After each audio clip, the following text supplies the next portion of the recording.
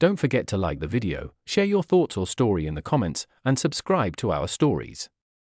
Before I get started, tell me where you're watching from. I'm curious to see which cities and towns will join me in this memoir. The voice of the narrator settles into a quiet rhythm, heavy with the kind of sincerity that feels personal, as though he's about to share a secret carried across generations. It was August 1945, and the world stood on the trembling edge of an ending no one had ever imagined. The Pacific War had dragged on for nearly 4 relentless years. Cities burned, skies thundered with engines of war, and young men, barely old enough to shave, had learned to live with the sound of death overhead. But in one small Japanese city, a young man named Satoru Tokuhoshi still believed in the possibility of tomorrow. Satoru was 21 years old, tall for his age, his hands calloused from factory work. His father had gone to fight in China and never returned. His mother, a quiet woman with tired eyes, ran a small vegetable stand near the edge of Hiroshima. Every morning, before the sun cracked the horizon, Satoru would walk his little sister, Aiko, to the riverbank to watch the fishing boat slide out toward the open water. The air was heavy with the smell of smoke and summer rain, but to Satoru, Hiroshima was still beautiful. It was home. That morning, August 6th, began like any other. Cicadas shrieked from the trees. The streets hummed with the rhythm of routine, the distant chime of bicycles, the faint voices of merchants opening shop. The war felt far away that day, even though everyone knew it wasn't. The sky was cloudless. Blue. Almost too blue. Satoru remembered that detail later, the impossible, endless blue of that sky. He was standing outside the factory, tightening the strap of his lunch bag, when he heard the faint whine of an engine above. One plane. Just one. He didn't look up at first. They were used to air raid sirens that never came to anything. Hiroshima had been spared heavy bombing so far. Rumor said the Americans were saving it for something. Something important. But no one knew what that meant. At 8:15 a.m., the sky exploded. There was no warning. No roar of engines, no streaking of falling bombs. Just a flash. A light so blinding that it erased everything for a fraction of a second. People said later it was as if the sun had come down to touch the earth. Satoru saw the shadow of his own hand burned into the wall beside him before the world turned white. Then came the wind. A wall of fire and sound that lifted him off his feet and hurled him into darkness. The air itself seemed to scream. Buildings folded like paper, glass shattered into dust, the river surged as if struck by thunder. When Satoru opened his eyes again, the sky was gone. Everything was grey. He tried to stand, but his legs trembled. The air was thick, hot and choking, filled with ash that clung to his skin. The factory was gone. The streets, the houses, the people, it was all gone. Only shadows remained, dark shapes burned into walls, motionless. Somewhere in the distance, he heard a child crying. The sound was so faint, so human, that it cut through the roar of silence. Satoru stumbled forward, calling out for his mother, for Aiko. His voice cracked, his throat raw from the smoke. The city he had known, its rivers, its bridges, its laughter, was now a field of ghosts. Bodies lay where they had stood seconds before. People wandered aimlessly, their clothes burned away, their skin peeled like paper. Many didn't speak. They just looked around, lost in a world that no longer made sense. He found the river. It was filled with people, some alive, some not, dragging themselves into the water, desperate to cool the burning that consumed their bodies. Satoru knelt by the bank, the heat from the ground searing his hands. He wanted to help, to do something, but his mind refused to understand what had happened. All he could do was whisper Aiko's name. He remembered her small hands, her laughter that morning, the way she had asked if he thought their father would come home soon. He had smiled and said, "When the war is over." But what did over even mean now? As the day dragged on, the light faded behind clouds of smoke and dust. The city smoldered. Fires moved through the ruins like living things. Satoru helped pull strangers from the wreckage, guided them to the river, and then went back for more. He didn't cry, not yet. He couldn't. The world around him was too silent for tears. By nightfall, the once vibrant heart of Hiroshima was a wasteland. The moon tried to shine through the haze, casting a dull light over a city that no longer existed. Satoru sat beside a broken wall, his clothes in tatters, his hands shaking. He thought of his mother's face, of Aiko's laugh, of the warmth of their small home near the market. And he knew, deep down, that nothing would ever return to the way it was far above. In a bomber returning across the sea, a young American crewman sat staring out the window. He had been told this mission would end the war. He had followed orders, just like Satoru had. He didn't speak as they flew through the night. No one did. The radio crackled with reports, words like target destroyed and mission accomplished. But the silence inside that plane told another story. The narrator's voice softens now, heavy with reverence. That was the morning the world changed forever. The birth of a weapon that could erase an entire city in an instant, a weapon that would define the future of mankind. But for Satoru, for the thousands of men, women, and children who lived in Hiroshima that day, the story wasn't about power, or victory, or even revenge. It was about survival. About humanity tested in the fire of its own creation. And as the fires of Hiroshima burned through the night, far to the south, in another Japanese city called Nagasaki, life continued as usual. Children laughed, church bells rang, and no one yet knew that history was not done writing its final chapter. 3 days later, on the morning of August 9, 1945, the city of Nagasaki awoke beneath skies that promised rain. For most of its residents, the war felt like a distant rumble, painful, exhausting, but survivable. Unlike Hiroshima, Nagasaki had hills, rivers, and a deep harbor that gave it a sense of protection, a natural fortress against fate. But on that quiet morning, fate no longer cared for fortresses. Taro Yamashita was 24, a medical student at Nagasaki Medical College. He had spent the last months volunteering at the hospital, patching wounds, carrying stretchers, and comforting families whose sons would never return.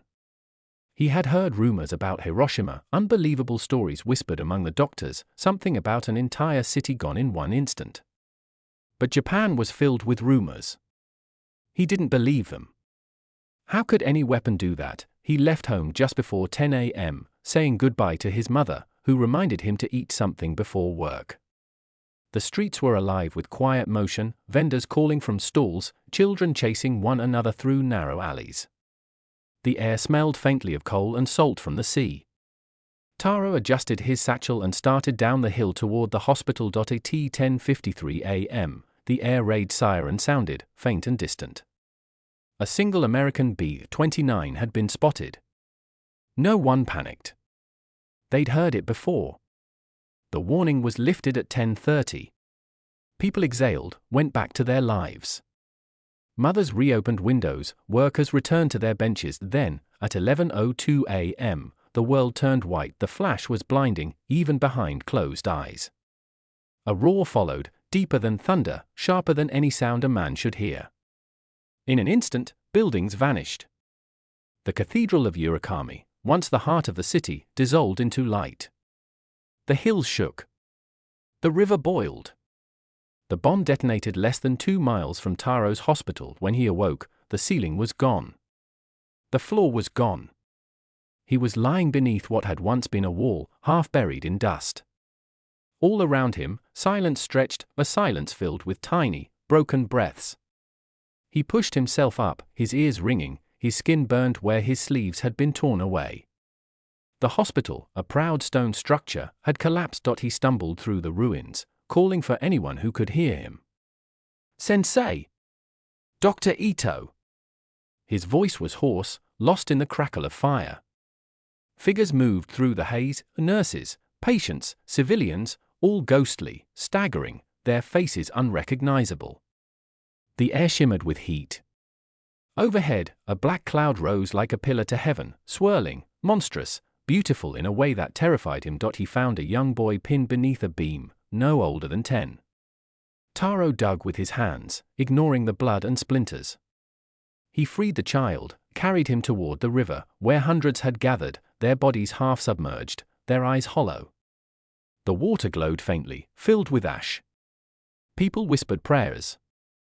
Some simply stared into the distance, as if waiting for the world to begin again. He knelt beside the child, poured water over his burns, and whispered, "You'll be okay." But the boy didn't answer. Taro held him until the breathing stopped. The day passed without time. The city smoldered under an orange sky. Fires crept through the ruins like shadows with purpose. Somewhere beyond the hills, the Americans had already sent their message to the world, a weapon beyond comprehension, meant to end all wars. But here, in Nagasaki, the only message was loss. That night, rain began to fall, a black, oily rain that streaked the skin and stung the eyes. Taro stood in it, drenched, trembling, watching the ashes of his city wash into the sea. He thought of his mother's smile that morning, the soft sound of her voice. He tried to remember the world before the flash, the ordinary moments that seemed, now, like treasures, the smell of rice cooking, the chatter of children, the song of cicadas. All of it gone, dissolved in light. When rescue teams from nearby towns arrived days later, Taro was still there, walking the same streets, searching for faces that no longer existed.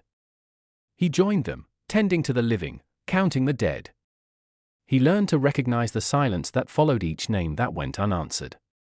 He stopped asking for his mother after the third day. Across the ocean, news spread through radio waves and newspapers: atomic bomb destroys Hiroshima. Nagasaki bombed.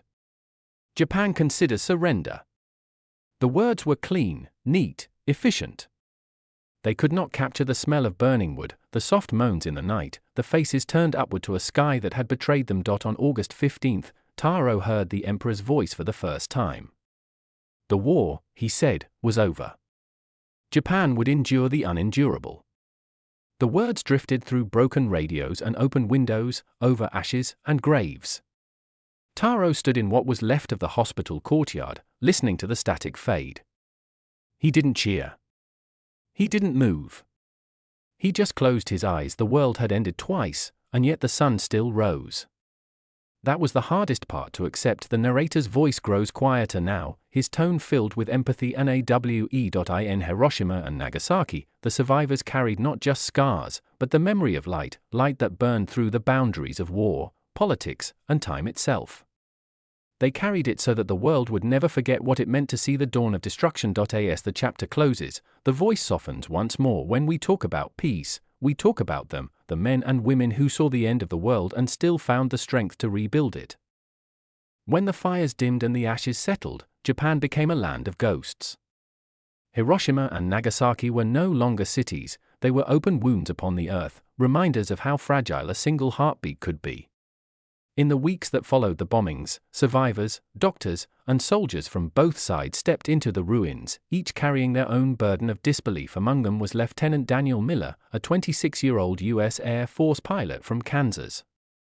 He hadn't dropped the bombs himself, but he had been part of the mission's extended crew, one of many who watched from afar as the blinding light rose into the sky. In the beginning, he felt pride. The newspapers called it a victory. The weapon that ended the war, the headlines read. But the photographs that followed told another story. He saw them first in a Tokyo briefing room: grainy black and white images, burned streets, collapsed hospitals, children covered in bandages. The officers called it necessary. They said it saved lives, ended the invasion that might have cost millions more. Daniel didn't argue. But that night, as he lay in his bunk, he couldn't stop seeing the faces behind the smoke. He wondered if the young men in those cities had been like him, dreamers, believers, ordinary souls trying to survive something much bigger than themselves. Weeks later, Daniel was given permission to accompany a humanitarian survey team to Hiroshima. To record, to learn, they told him. To understand what we've done. He flew there in silence, the plane descending over a city that no longer had a heart. From the air, Hiroshima looked like the moon, flat, colorless, dead. On the ground, the smell hit him first. Not smoke. Not death exactly. Something heavier. Something that clung to the air and refused to leave. He walked through streets where nothing stood higher than his chest. The trees were gone, the rivers choked with debris. In the middle of the wasteland, he saw a child's tricycle half buried in dust, its metal frame warped by heat. He stopped and stared at it for a long time. The team began taking measurements, counting structures, photographing what remained. Daniel wandered a few paces away, toward the ruins of what had once been a school. There, among the rubble, he found a young Japanese man kneeling beside a shallow pit, his hands pressed together in prayer. The man's clothes were tattered, his skin darkened by burns. He looked up at Daniel, not with anger, not with fear, but with something Daniel could not name, something between exhaustion and grace. "Your family?" Daniel asked softly. The man nodded. "Mother? Sister?" They stood there, neither speaking. The wind moved dust across the empty lot, whispering through broken beams and scorched stones. Finally, Daniel knelt too, unsure why. He took off his cap and lowered his head. For a moment, two men from opposite ends of the world stood together in silence, united by what humanity had lost. That night, Daniel wrote a letter to his fiancée back home. He didn't know if he would ever send it. In it, he wrote, "They said it was a weapon to end war. But here, standing among the ruins, it feels like a beginning, a warning written in fire. I hope we remember this. I hope we never forget." As autumn came, Hiroshima began to stir again. The survivors, hibakusha, they were called, started to rebuild from the ashes. Bamboo huts appeared among the ruins, makeshift schools, small gardens growing where glass once melted into the soil. They were thin, weak, and often sick from the invisible poison that lingered in the air. Yet every morning, they worked. Every evening, they prayed. One day, Daniel returned to the same clearing. The young man he had met before was there again, tending to a small patch of earth. In it grew tiny green shoots, rice, stubborn and alive. Daniel watched from a distance, unsure whether to approach. But the man looked up and gave a faint nod, as if to say, "We are still here." The narrator's voice deepens, reverent and reflective. In the aftermath of the bombings, something remarkable began to take shape. Amid the sorrow and ruin, life persisted. Children were born. Rivers cleared. The trees returned, branch by branch. And the survivors carried with them a message, one they would share with the world for generations. They spoke not of hatred, but of remembrance. Not of vengeance, but of peace. By 1947, Hiroshima had declared itself a city of peace. The ruins of the domed exhibition hall, the only structure left standing near the epicenter, were preserved, not as a monument of despair, but as a prayer. The bells of Nagasaki rang each year on August 9th, not to mourn the dead, but to remind the living, and Daniel, who returned home to Kansas a changed man, would never again see the world the same way. Each time he heard the thunder roll across the plains, he thought of that white flash, that silence, and the young man kneeling in the ashes. The voice softens again, almost to a whisper. It is easy to speak of war in numbers and maps, but the truth of it lives in the hearts of those who survive. The people of Hiroshima and Nagasaki carried that truth, not to shame, not to accuse, but to teach. They rebuilt their cities, brick by brick, prayer by prayer, so that no one would have to live that story again. And somewhere, in the quiet of an American farmhouse, Daniel Miller kept a photograph of a burned tricycle, a reminder of the day mankind saw its own reflection in the light of destruction. Years passed. The scars of Hiroshima and Nagasaki did not fade, not from the land, not from the people, and not from the hearts of those who had seen what the human race was capable of. The war ended, the soldiers went home, and the cities rose again from the ashes, but the light that burned in 1945 remained, not in the sky this time, but in memory. Satoru Takahashi, the young man from Hiroshima, survived. Against every odd, he lived through the fires, the sickness, and the hunger that followed. His body carried the marks of radiation, burns that never quite healed, fatigue that settled deep in his bones, but he endured. For years, he worked as a teacher, telling children not of vengeance, but of endurance. His voice was soft, but steady. He told them about the morning the world changed, and about the people who kept living when all reason said they shouldn't. He never left Hiroshima. Each August, he walked to the Peace Memorial Park, where paper lanterns floated down the river at sunset, each one carrying a wish, a name, a prayer. He would bow his head, whisper Aiko's name, and watch the lights drift away into the dark. On the other side of the Pacific, in Kansas, Daniel Miller grew old too. He returned to farming after the war, married his fiancée, and raised 2 children. He rarely spoke of his time in Japan, not because he wanted to forget, but because he didn't know how to explain what he had seen. Sometimes, late at night, He would walk out to the edge of his fields and look up at the stars. The silence of the plains reminded him of that moment above Hiroshima, that unbearable stillness that followed the flash. In 1964, nearly 20 years after the war, Daniel traveled to Japan once more. He was no longer an officer, just a man with gray at his temples and questions that hadn't let him rest. He came to Hiroshima quietly, with no ceremony, no escort, just a single camera and a folded letter in his coat pocket. The city was alive again. Children laughed along the riverbanks. Streetcars rattled past neat rows of shops. The Peace Dome stood unchanged in the center of it all, a scar preserved in concrete. Daniel walked slowly through the park, pausing at the eternal flame. Around him, people placed flowers, photographs, and folded cranes made of colored paper. Thousands of them. Symbols of hope born from ruin. And then he saw him, Satoru, older now, his hair streaked with white, standing near the river, holding a lantern. For a moment, Daniel hesitated. Then he stepped forward. Satoru turned, recognizing something in the stranger's eyes, that same silent grief that had no language. They did not shake hands at first. They simply stood there, two old men from opposite worlds, bound by a memory neither had chosen. Finally, Daniel reached into his coat and unfolded the letter he had written decades before, the one he had never mailed. His voice trembled as he read it aloud. I was there, not in the sky above your city, but close enough to know what we did. I came here to say that I have carried that day with me all my life. I don't know if forgiveness is possible. But I wanted you to know, I never forgot. Satoru listened, his expression unreadable. Then he nodded slowly.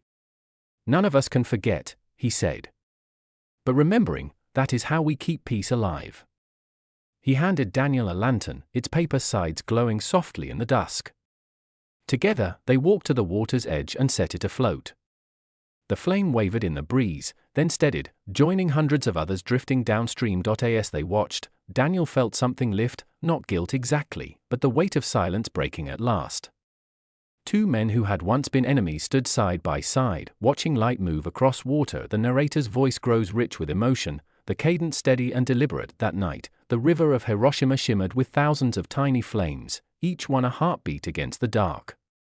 The air was quiet, but it was not the silence of death anymore. It was the silence of remembrance, a silence that held meaning. Across generations, survivors of Hiroshima and Nagasaki would pass down their stories. They spoke in schools, in churches, in quiet rooms where the next generation listened wide-eyed, hearing not just of destruction, but of resilience. They taught that peace is not something that happens by accident, it is something built, protected, and carried by those who remember the cost of forgetting. The world moved into new decades. The Cold War began and ended. Nations built more bombs, then took them apart again. But every August, in those two cities, bells still rang. Lanterns still floated. Children still learned the story, and maybe that's the truest victory of all, not the one written in treaties or triumphs, but the one written in the hearts of those who survived, and those who chose to listen. The narrator's voice softens into its final words, spoken with reverence. The story of Hiroshima and Nagasaki is not only about the end of a war, it is about the beginning of understanding. It reminds us that even in our darkest hours, humanity endures, and perhaps, somewhere out there tonight, an old man looks up at the stars, remembers the light of that August morning, and whispers to himself, never again. Pause. If this story moved you, take a moment to share it. Leave a comment below, tell me where you're listening from, or share a memory of someone who lived through that time. Let's keep their stories alive, together.